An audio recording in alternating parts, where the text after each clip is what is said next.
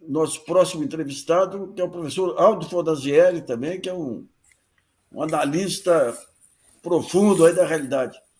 Professor Aldo, como é que está vendo? Aliviado aí com as eleições, não? Aliviado, quer dizer, foi muito tenso e tal, mas era esperado, né? Eu tinha uma média das pesquisas, aqui até eu circulei pela internet para os meus amigos, que ela dava mais ou menos a diferença que deu. Olha só. Então a gente esperava que fosse uma coisa muito apertada. Então não chegou a ser surpresa, porque, quer dizer, as pesquisas, os grandes institutos erraram muito, né? Quer dizer, os pequenos institutos que mais acertaram. É.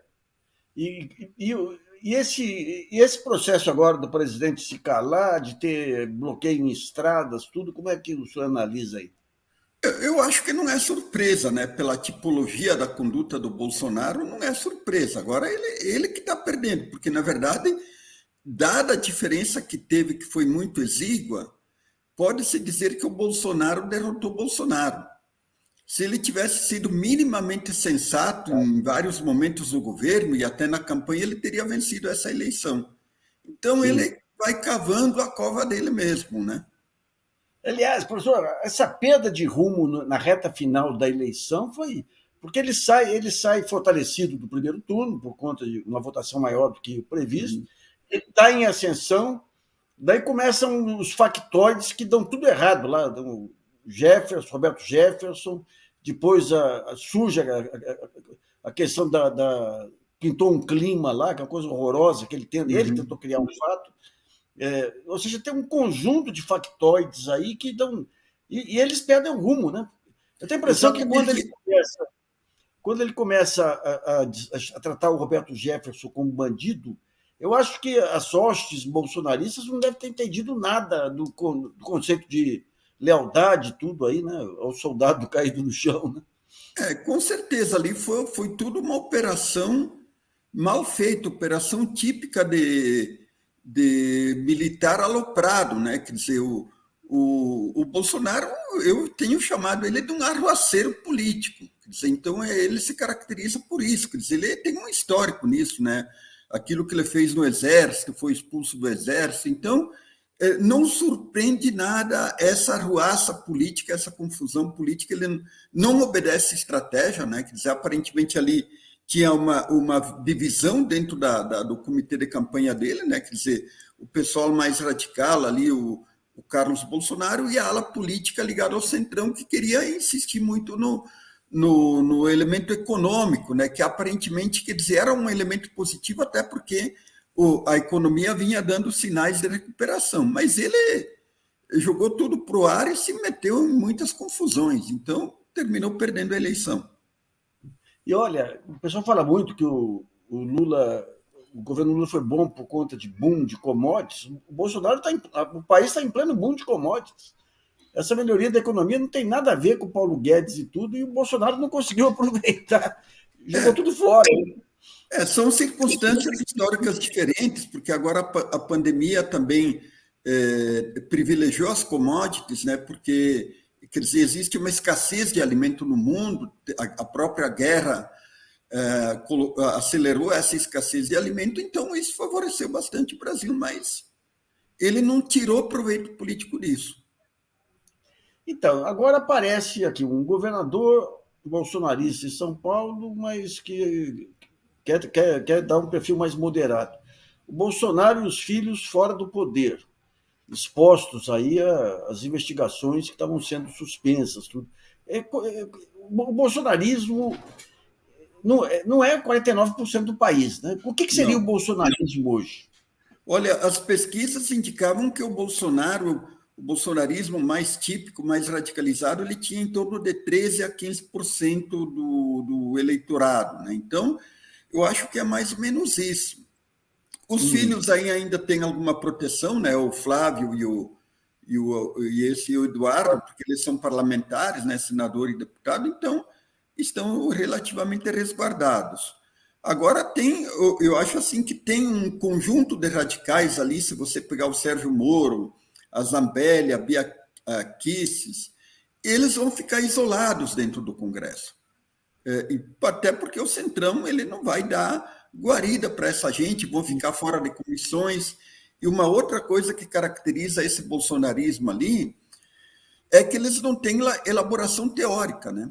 Quem dava a elaboração teórica era externa, era o Olavo de Carvalho e era um pouco os pastores que também agora já meio que recuaram, né? O Silas Malafaia já rezou para o Lula ontem à noite, e tudo mais tal. Então, eles tinham também aquilo que eu defino como estratégia fideísta. Então, eu acho que eles vão se perder, né? E fica esse radicalismo pelo radicalismo sem consequência. É gozado isso. A Jovem Pan, que era a grande porta-voz aí do Bolsonaro, hoje demitiu o Augusto Nunes, o Guilherme, que era um outro Fiuza, bem radical, o Guilherme Guilherme Fiuza, Fiuza e o Caio. Caio Coppola. É, Tá certo que levou lá aquele Mesquita que participou aí da CNN, é um Augusto Nunes com menos informação. Mas é gozado esses movimentos aí. A própria CNN, que estava indo por um caminho de trazer o que tem de mais ideológico da direita lá, esse fim de semana já faz toda uma propaganda falando que o compromisso dela é com o jornalismo, com a isenção e tudo. E é interessante as declarações de amor aí do pessoal da Globo em relação ao Lula, viu? Foi a paixão mais fulminante que eu já vi aí. não, mas a Globo vinha tensionando com o governo já há bastante tempo, né? Então, Sim, sim, sim. aí eles tentaram apostar em uma terceira via que não deu certo, e aí se aproximaram mais, começaram a defender o Lula, principalmente no segundo turno. Então, eu acho que esse foi o movimento, e também não tinha saída para a Globo, né? Eu acho que Não não tinha outra tinha, não tinha. saída, dada a tensão que o Bolsonaro promoveu ali contra a empresa, né? É. Ali é interessante aí para uma análise futura aí desse jogo midiático, é que você tem aí o Rubens Menin, da CNN, que tempos atrás ele tentou montar uma rede de rádios e se aproximou do Bolsonaro. Se aproximou do Bolsonaro. E agora ele tem.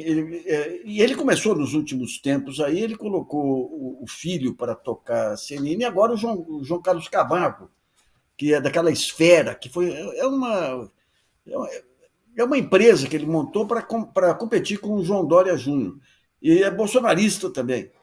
E aparentemente, quando eles trazem o Mesquita, o filho do Rui Mesquita, lá para os debates, havia conversas, ou suposições da tentativa de ele se juntar a um banco de investimento para adquirir o Estadão também. Ou seja, está vendo daí você tem, de um lado, esses grupos, pega o BTG, que já comprou a editora Abril, os grupos financeiros, a UOL, que virou uma empresa financeira, tudo. Daí você tem um outro grupo, que é o grupo dos evangélicos aí, Record e tudo, e daí, que dominam muitas rádios aí.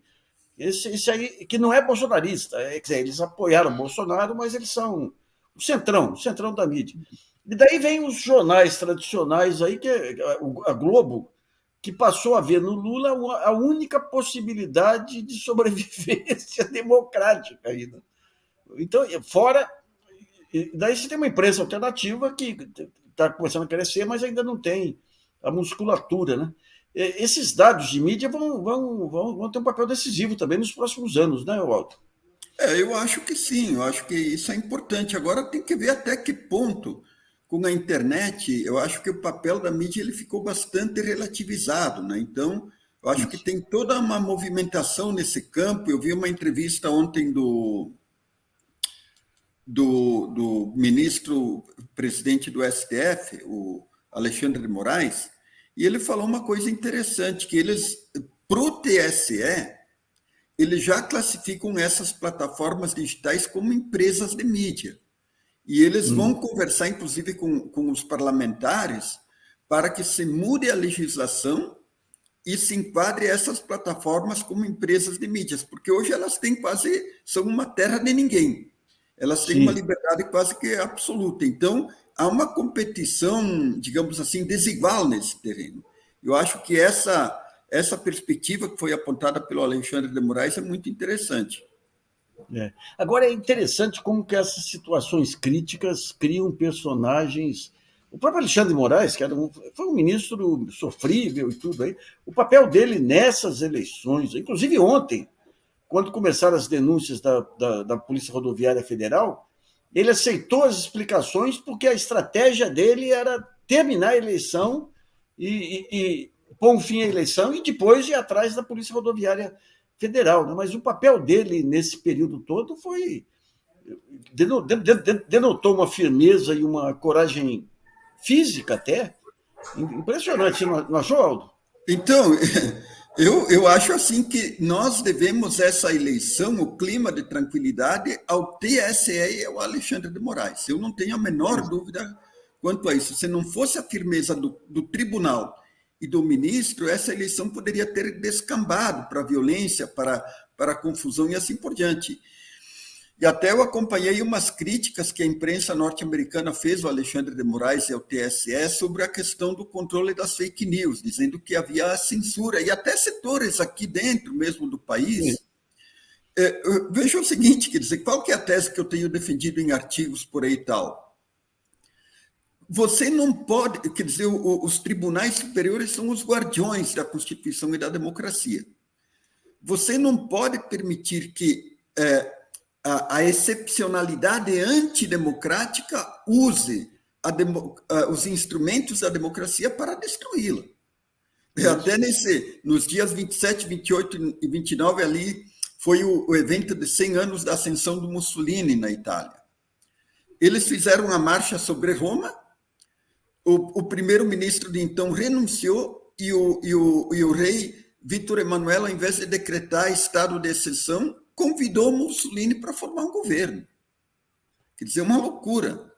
Então, quer dizer, o que eu penso que o Alexandre de Moraes fez e o próprio TSE, eles tensionaram a própria legalidade até quase uma excepcionalidade para salvar a democracia.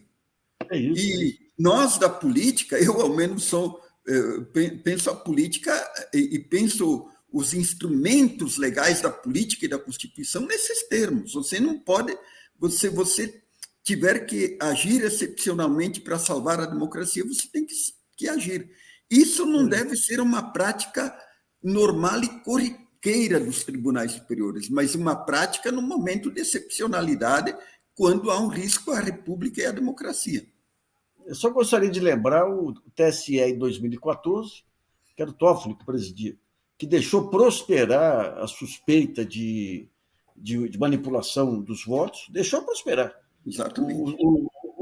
Ele entregou ao Gilmar a Conferência das Contas aí do PT e da Dilma. Até o último momento, a Dilma poderia ter sido caçada lá. No último momento, o Gilmar voltou atrás, ficou 4-3 contra a cassação.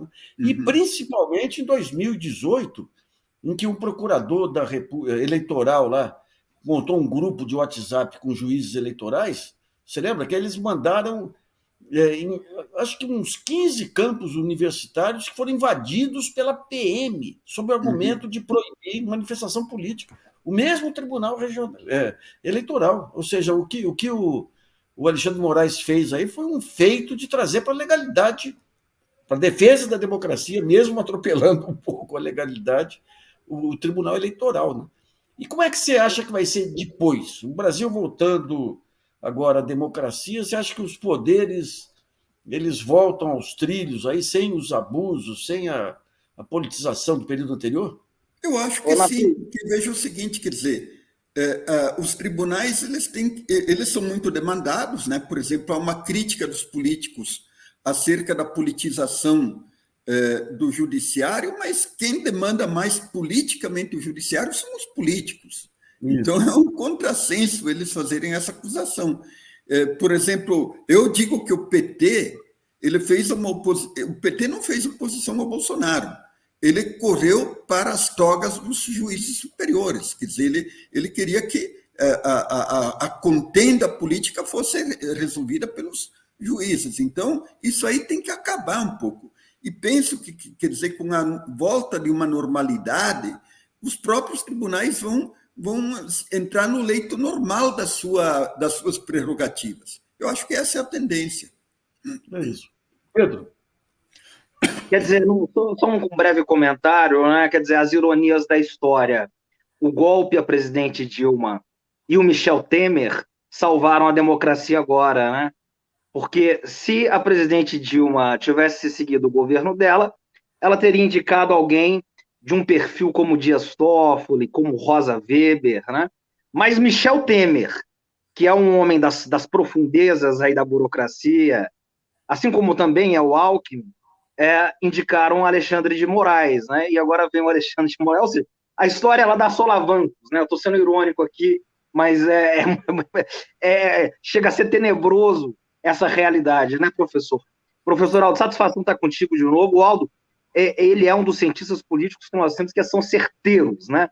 Que consegue analisar com antecedência. Ele teve um debate, Aldo, com o pessoal lá do Sul, um pouco antes do primeiro turno, e eu lembro de você falando, quando o Ciro Gomes era meio que a sensação da se ia decolar ou não a terceira via, João Santana, e você ali cravou o papel da Simone Tebet, né? Eu achei muito, eu fiquei com aquilo na cabeça, e depois ela acabou em terceiro lugar e teve um papel muito importante nesse segundo turno. A minha pergunta é, Aldo, a centro-direita, ela vai se reconstruir nesses próximos 4 anos? Ela tem voto? Ela tem espaço? A Simone Tebet vai liderar isso? Ou essa polarização é uma extrema-direita de um lado e a esquerda lulista de outro? Eu tendo a achar que ela vai se recompor. E a figura da Simone Tebet, aí ela pode desempenhar um papel muito importante. Porque veja o seguinte, o que aconteceu com a centro-direita democrática, digamos assim? Ela foi engolida pelo bolsonarismo. O fato por exemplo, em 2018, o PSDB inteiro praticamente apoiou o Bolsonaro. O PSDB foi destroçado pelo bolsonarismo. Então, muita gente está se dando por conta disso. Então, eu acho assim que com o governo Lula, eu penso que o Bolsonaro ele vai entrar em declínio, ao contrário de muitas análises aí que dizem que ele vai ter um papel forte, ele vai entrar em declínio, porque ele não vai conseguir continuar fazendo o fogo da guerra digital sem partido. Porque o teatro da política ele vai se dar muito nas esferas de poder. Então, nesse sentido, vamos entrar numa certa normalidade democrática no estilo mais antigo. Então, nesse espaço de recomposição política e institucional do país, o centro político ele tende a se recompor deixando o radicalismo de extrema-direita de lado. Eu acho que essa é a perspectiva. E aí, em 2026, como o Lula não vai ser candidato a presidente, vamos ver quais as propostas que vão se viabilizar. Eu, inclusive, não descarto que a centro-esquerda possa compor com um candidato mais de centro, porque nós vimos aqui que, quer dizer, até no artigo que eu publiquei hoje no GGN, eu começo dizendo que 2 verdades foram ditas por 2 vozes diferentes. A do Lula, primeiro, que falou que essa vitória não foi dele, não foi do PT e nem dos partidos que o apoiaram. E foi uma vitória do povo e da democracia. E logo em seguida vem depois o discurso do Alckmin, e o Alckmin disse que ninguém, a não ser Lula, teria ganho essa eleição. Então o PT ele tem que se preocupar, porque eu acho que o PT mostrou uma fragilidade muito grande nessa eleição. Tanto é que o PT ficou mais falado pelo Bolsonaro do que pelo próprio Lula, pela própria campanha dos petistas. É isso.